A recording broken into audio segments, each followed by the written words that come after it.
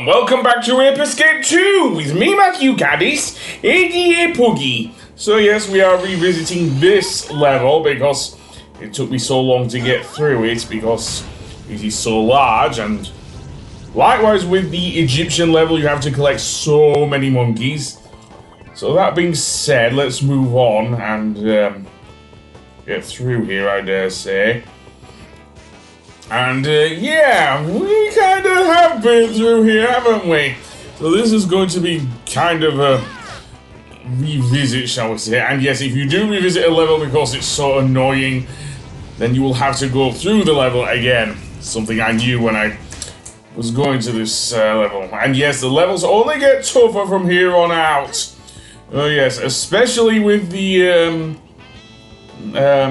final level in the game, which is probably one of my least favorite levels in the Ape Escape franchise, but we'll continue anyway, because Jimmy needs it, seriously. So let's head down this way. Again, I believe I have caught most of the monkeys here. The only place I haven't done is in the sewers, which I did go to at the end of the last episode, I will say that. But yeah, the other thing of note is the music, of course. Specifically the return of our old friend the saxophone. I actually do like this piece of music, even if it's not one of my favourite ones. So it's one of two things that use the saxophone.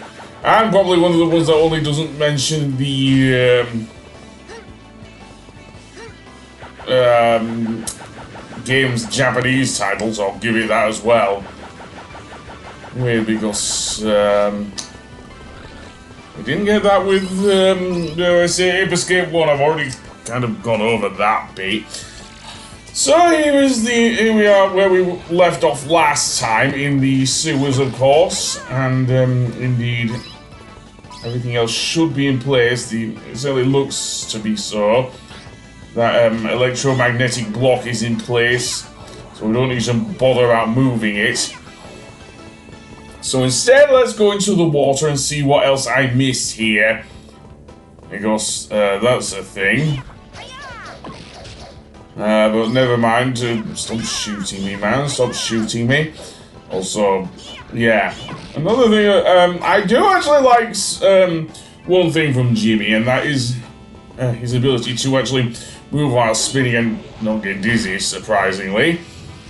You'd think that would be a thing from for this game, but no, apparently it isn't.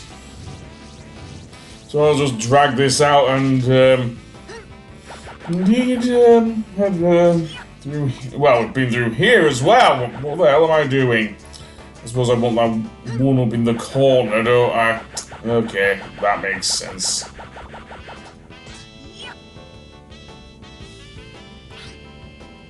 Now I'm in the rather precarious situation of having to carefully maneuver over the pipe.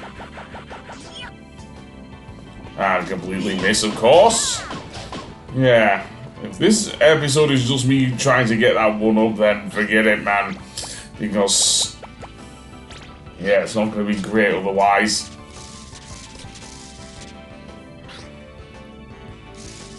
Other than that, not much in the way of catching monkeys thus far, is it? Do I really want to do this? Apparently I do! Yeah. Oh, I like the whole rubber dinghy thing, but I believe there's some piranhas in the water, as was the case in the Lost World level. And so that is why I am getting stuck here. You kind of have to use the thing. Just be wary of the piranhas. That's all I will say here. And over here we have another moving thing that requires the usage of the electromagnet, and will kind of do the thing for the game going forward, because, as I say, you will see that the electromagnet does indeed pull Jimmy towards the thing. However, you have to hold on to the right analog stick, and it may not be so much of a problem here, but it will be in a later level. And yeah, you can see where I'm going with this. As for the Bananarang, same thing as other levels. Yeah, this is just getting tiresome with the Bananarang. Yeah, seriously. At least I'll say this with Ape Escape 3. At least they introduced the transformations, at least. Eubank, was he a boxer? There was also one of the more kinder boxers there, as there's Chris Eubank. I guess also Chris Eubank Jr., but I'm not sure. So, pull that out and get rid of you, mate. And then we'll have to combine our gadgets here. So use the electromagnet, then switch to the RC card to put it on the switch. So it doesn't fall off, of course. And then we can open the gate and go through. And indeed, in the next area, we will have some more water, a giant, what I can only describe as another pipe, and another monkey on top of it. Oh, these piggy tanks are annoying. And I don't know if I've used Pipotchi's ability to get me another life-saving cookie here. And now to get that monkey, I'll have to use the propeller to get it. Seriously. And no, that monkey does not think of jumping into the water. Seemingly he's quite a fast monkey, so just... Okay, now he thinks of jumping in the water. Well, this is where the Aquanet comes in handy then. Seriously.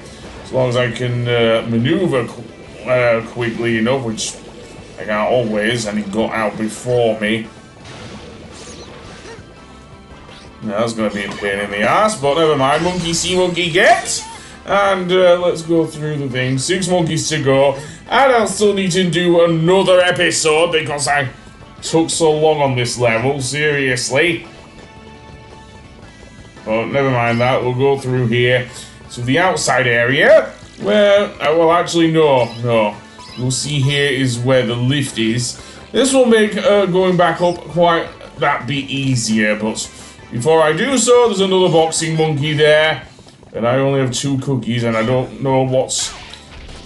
if I've got my spare cookie from Pipotchi. Although having said that, I got another one from that enemy there. Might as well go for the other tank to see if I can get another one off him, but... I'm not hedging my bets here, so...